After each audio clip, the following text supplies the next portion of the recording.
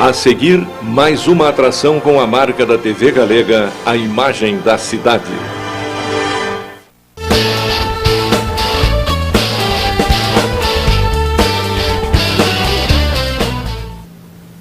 Senhores telespectadores, mais uma vez aqui estamos construindo cidadania pela TV Galega, a imagem da cidade. Nós fizemos um debate entre os candidatos a presidente da OAB em Blumenau e também, em meio às entrevistas que fizemos anteriormente com os três candidatos, trouxemos o atual presidente da OAB, que é candidato a vice-presidente da seccional de Santa Catarina, César Wolff, né? Wolff. Era meu vizinho de frente da minha casa, né? Quando era guri. O César Wolff. E nós prometemos que iríamos trazer também da outra parte, porque o César é candidato da chapa 82. Então, aqui no Blumenau nós temos representante da chapa 81, né? Que é, por sinal, pessoa de família mais do que conhecida aqui na nossa cidade de Blumenau, com mãe que já foi secretária de Educação, ela mesmo já foi procuradora do município, o irmão é secretário do Planejamento, Sandra Krieger Gonçalves, que aqui está conosco. Tudo bem, Sandra? Tudo bem, Pimpão. Boa tarde, doutor Nelson. É um prazer estar aqui com vocês. E você vai alçar um voo mais alto agora, né? É uma coisa federal agora, né? Pois é. A proposta dessa nossa gestão foi justamente de reavivar o espírito da advocacia no ambiente da OAB.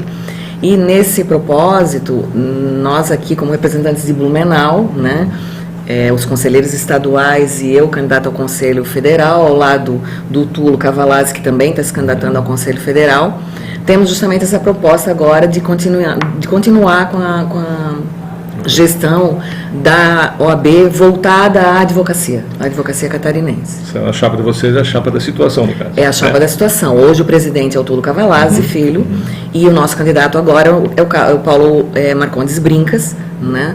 E eu, representando o Blumenau no Conselho Federal, hoje eu estou na diretoria como secretária adjunta, cuja missão principal da Secretaria Adjunta é a Corregedoria do Tribunal de Ética. E a chapa é todos pela ordem.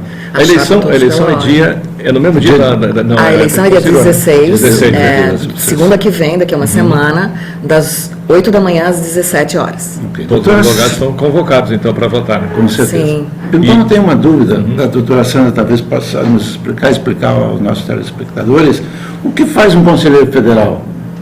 Na verdade, o conselheiro federal é o representante estadual junto a um órgão que é similar na concepção. A OAB, ela é, assim como a maioria dos conselhos de profissionais, a OAB é composta de um conselho estadual e uma diretoria, que é, digamos, a gestão do Estado, do advogado catarinense, e esse mesmo grupo elege também um representante do Estado junto à União, que é a Corporação Federal.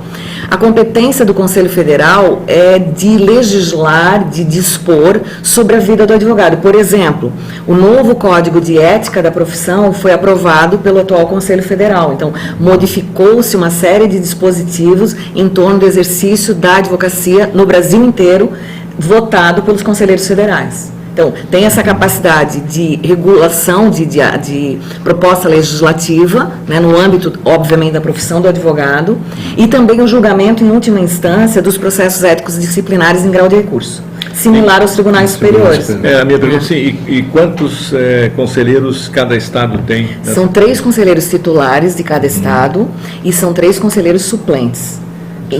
E a representação independe do número de advogados. Então, o Estado de São Paulo produz o mesmo número de conselheiros do que o Estado de Santa Catarina. Semelhante ao Senado Federal. Semelhante ao Senado Federal. A composição é similar ao Senado Federal. E aí a gente chama de bancada, né? A bancada catarinense, a bancada paulista, a bancada paranaense. Reúne-se quantas vezes? Reúne-se uma vez por mês, são 2 sessões, né? que são os processos que são pautados, independente desses conselheiros participarem de comissões especiais. Eu mesmo, na condição de representante da OAB de Santa Catarina, participei no ano que se passou da comissão especial do novo CPC. Então, nós analisamos todo o novo CPC e apresentamos para o presidente do Conselho Federal atual, né, uma análise nossa como representante da advocacia do país inteiro, a comissão. E esse estudo foi levado, então, ao Senado na análise final do novo CPC. Então, o papel da OAB é muito relevante no contexto do cenário. Pelo que eu entendi, você não é neófita, você já é conselheira do Estado. Eu sou, na verdade, membro da diretoria estadual, né? Eu sou secretária-geral adjunta, representando a cidade de Blumenau, porque a OAB é representativa, então, todo o estado de Santa Catarina tem conselheiros estaduais e tem membros da diretoria, né? Porque ela não é apenas o advogado da capital, a diretoria é composta também de advogados do interior, eu e o Marcão atualmente na atual diretoria. O Marcão é vice, eu sou secretária adjunta, e agora eu me proponho a ser a representante não só do estado de Santa Catarina, mas de Blumenau, que há muito tempo não tem um conselheiro federal. A última vez foi o Angelito Barbieri, há uns 15 anos atrás. Muito tempo. São três, os três, quem são os três da chapa de vocês? É o Túlio Cavalazzi, representando a capital, que é o atual presidente, e que daí fica como conselheiro federal. O João Paulo Tavares, que representa Itajaí, e eu representando Blumenau. E mais 3 suplentes. Cavalazzi é Florianópolis, né? Cavalazzi representa a capital. Isso, Florianópolis, Itajaí e Blumenau. Depois nós temos como suplentes, novamente Florianópolis, Balneário Camboriú e Chapecó. Doutora Sandra, a senhora é da chapa 81. A chapa 81. Qual seriam as principais bandeiras dessa chapa? Bem, a primeira delas é, sem dúvida, a manutenção da transparência da administração que nós implementamos nessa gestão. Então, através de mecanismos como a publicação de balanço, o portal da transparência, as revistas da OAB que levam ao advogado e a própria abertura da OAB estadual ao advogado. A segunda grande inovação da nossa gestão, que agora a gente pretende que se polarize nos grandes centros, Blumenau é uma das cidades, é a Procuradoria das Prerrogativas. O que é a prerrogativa do advogado? O advogado representa, supostamente, aos olhos de quem olha externamente, o cliente. Mas ele representa muito mais do que o cliente, ele representa a cidadania, a propósito desse programa aqui. Então, a preservação da prerrogativa do advogado como representante da parte, ela tem que permanecer rígida, tanto em delegacias, quanto em tribunais, quanto nos fóruns, quanto em todos os órgãos públicos e privados. E essa figura da OAB dando essa, digamos, cobertura, essa proteção ao advogado, nada mais é do que uma proteção ao próprio cliente que o advogado representa. Então, a prerrogativa do advogado é, sem dúvida, uma das bandeiras nossas, que foi implementada, porque nós criamos a Procuradoria das Prerrogativas, que defendeu mais de 150 advogados em todos os locais de Santa Catarina, especialmente nos tribunais, os tribunais estaduais, e também a questão da defesa do advogado naquilo que é fundamental para que ele possa subsistir, que são os seus honorários. Então, para que não haja o vilipêndio, para que não haja diminuição pelos julgadores de fixação de honorários dos advogados nos processos judiciais. Agora, o candidato à Chapa 82, né, o César Wolff, quando esteve aqui, ele queixou-se que a OAB de Florianópolis não dá aquela atenção que a gente gostaria que tivesse em Blumenau, que até privilegia Joinville e Blumenau fica para trás nos seus projetos e pretensões, sobretudo a questão financeira, né? Na verdade, não é assim que acontece. Não, eu tenho um contraponto a ser feito nesse sentido. Primeiro, porque todas as despesas que são feitas pela subseção, folha de pagamento, material de expediente, enfim, é tudo pago na verdade, é tudo pago não por Florianópolis ou por Blumenau, é pago pelo advogado, porque a OAB só tem uma fonte de renda. A única fonte de renda da OAB como órgão de representação de classe é a anuidade do advogado, né? Então, essa anuidade tem que ser bem aplicada. Blumenau hoje tem uma sede, que é uma sede construída já há um tempo. Sim. E que tem um custo de manutenção e tudo isso. Mas Joinville não tinha uma sede, Itajaí não tinha sede. Então, nessa gestão, nós fizemos as sedes dos municípios, das subseções que não tinham. E isso gerou crítica, mas na verdade o advogado de Blumenau sabe muito bem do tanto que eu, como representante na diretoria, fiz com essa ponte semanalmente, participando de reuniões da diretoria, levando os pleitos de Blumenau e do interior, porque eu me sinto assim, representante do interior, junto ao Conselho Estadual. Muito bem. Doutora Sandra, e a campanha como está pelo Estado? A campanha da Todos pela Ordem de Chapa 81? Como é que... A campanha reconhece o trabalho, né? A gente tem ido a todos os... Claro que cada um com as suas limitações, eu daqui a pouco vou dar aula, então hoje eu também não posso sair de Blumenau, mas a gestão como um todo tem ido em todas as cidades, ouvido o advogado catarinense. As propostas que nós temos agora são propostas de retorno daquilo que o advogado catarinense espera da OAB, e nós temos recebido uma excelente acolhida. A gente tem sido assim muito premiado por todo aquele reconhecimento desses últimos 3 anos de gestão. Vantagem ser uma candidata bonita, né? Bem recebida sempre. Muito bem recebida por todos os advogados. Claro que tem crítica, né? Mas isso é normal, é salutar, inclusive, para que a gente tenha um feedback dos advogados e procure a gestão seguinte melhorar. Até porque a gestão da OAB é apenas de 3 anos.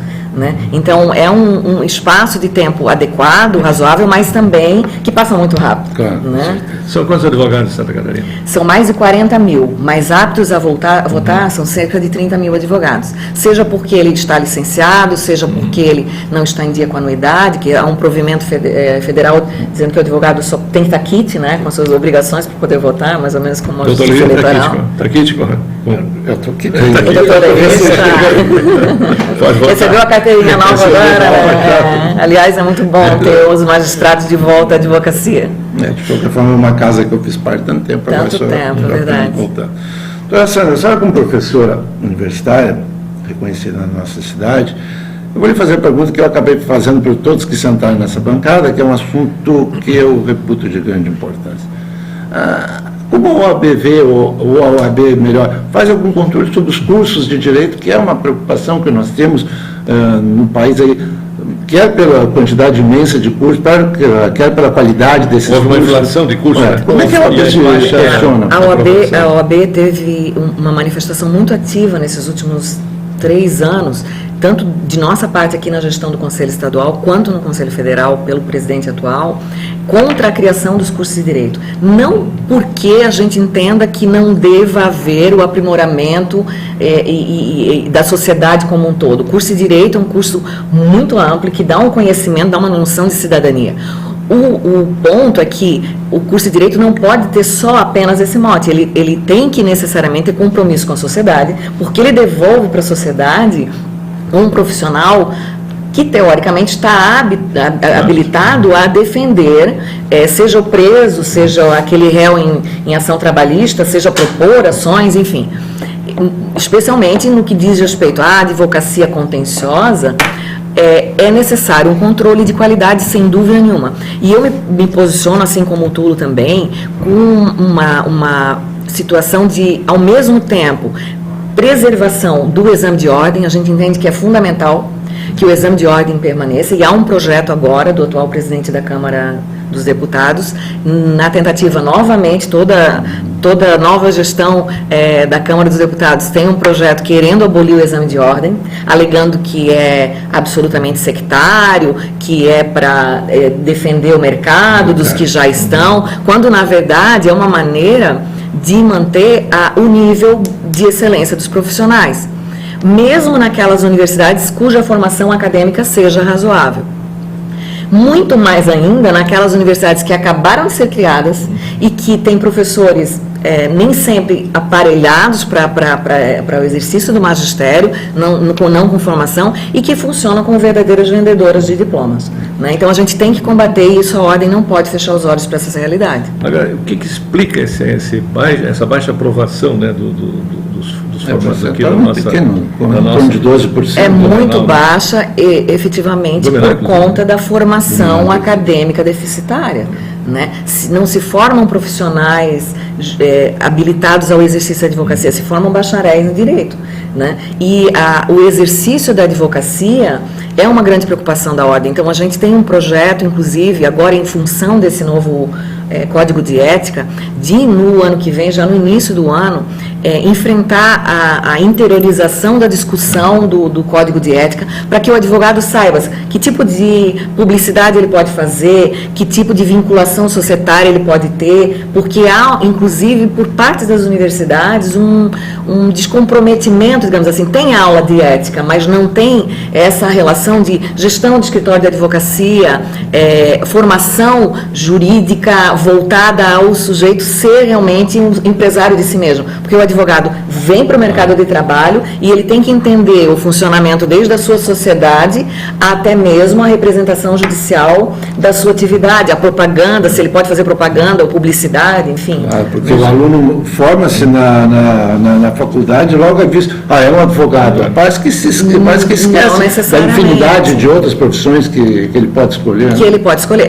O curso de Direito, ele dá um amplo espectro desde concurso para juiz, promotor, delegado de polícia, auxiliar da justiça, funcionário federal, funcionário estadual, que são carreiras muito boas de absorver o bacharel em Direito.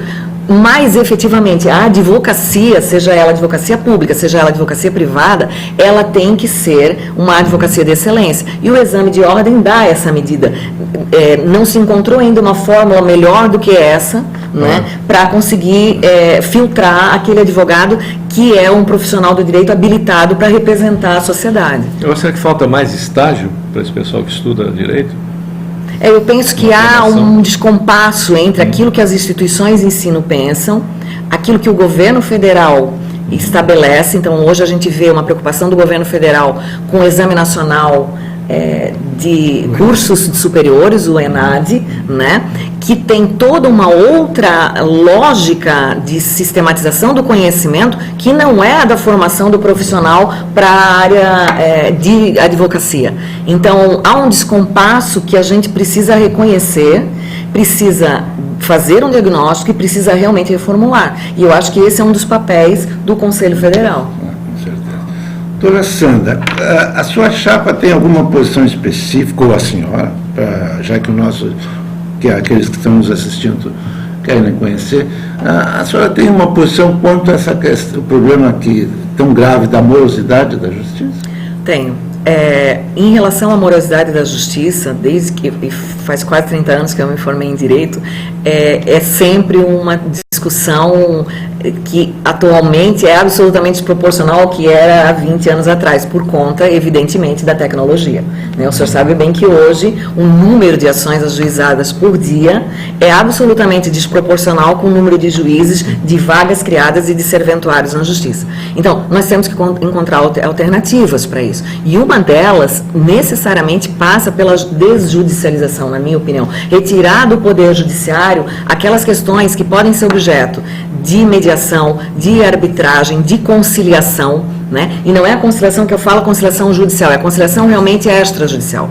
Para isso também nós teremos que formar o profissional do direito vocacionado para não litígio, né? E deixar para o Poder Judiciário aqueles litígios que efetivamente não têm condição de composição das partes. Né? A Justiça do Trabalho é um grande exemplo de quanto a questão da motivação, inclusive pelo próprio magistrado, quando há o processo trabalhista, pela formulação do acordo, né? Então, no âmbito agora do novo processo, do Código de Processo Civil, que a gente espera que entre em vigor, já é um projeto querendo postergar em 3 anos, né? Mas que a gente espera que realmente entre em vigor ano que vem, o próprio magistrado vai ter o compromisso de incitar as partes, sob pena de nulidade do processo, nessa questão da composição do litígio. Porque o que a gente vê hoje são litígios, cada um tem para si, cada qual, o seu problema é muito importante, ele não é mensurável em termos de sofrimento, grau de sofrimento ou valor, né? Mas não tem saída para a atual estrutura do Poder Judiciário brasileiro se a gente não enxergar uma via alternativa de acesso à justiça. Eu penso que não tem como. Não é um problema da própria legislação, não é o juiz que faz a lei. Quem faz a lei são os nossos queridos deputados e senadores. Sem dúvida. E nós temos essa parafernália de leis aí, que você decide uma coisa assim, eu já leio, já decido outra, porque nem clareza existe no texto da lei. Há uma interpretação do magistrado no sentido de livre apreciação e livre convicção daquilo que o processo leva à conclusão. E a tendência é que essa situação se mantenha, porque não há como deixar o magistrado sem liberdade. Mas em cima desses nossos representantes, até para... O problema é que a gente tem a legislação brasileira, é uma legislação que sofre modificação diária.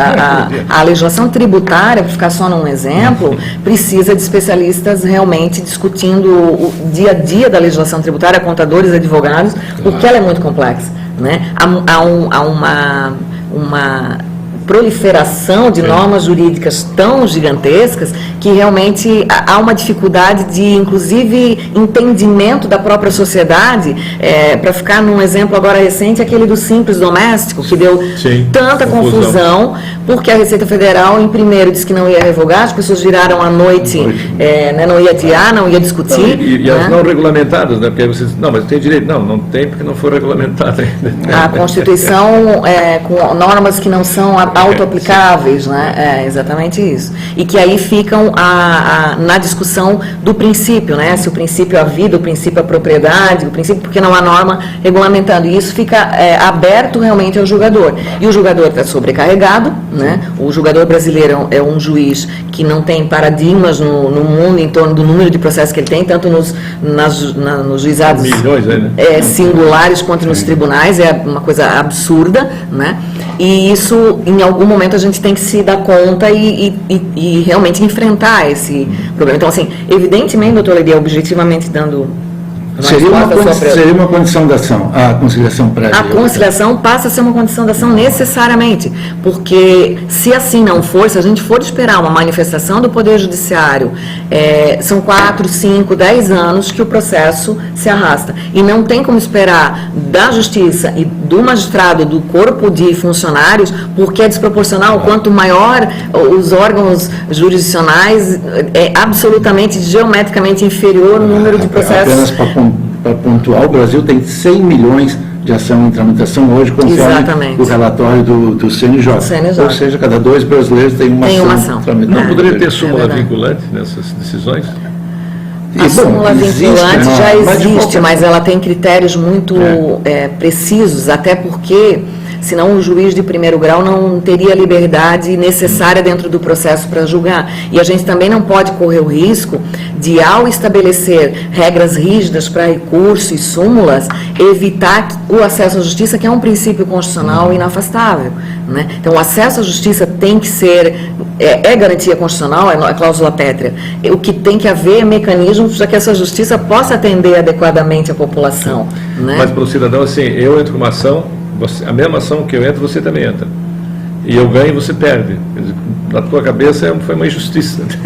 Aí o advogado sofre. O advogado sofre muito para explicar. Para vários clientes, várias causas iguais, o que acontece. Essa é uma questão realmente que é um grande desafio para o Poder Judiciário brasileiro, não só para nós advogados.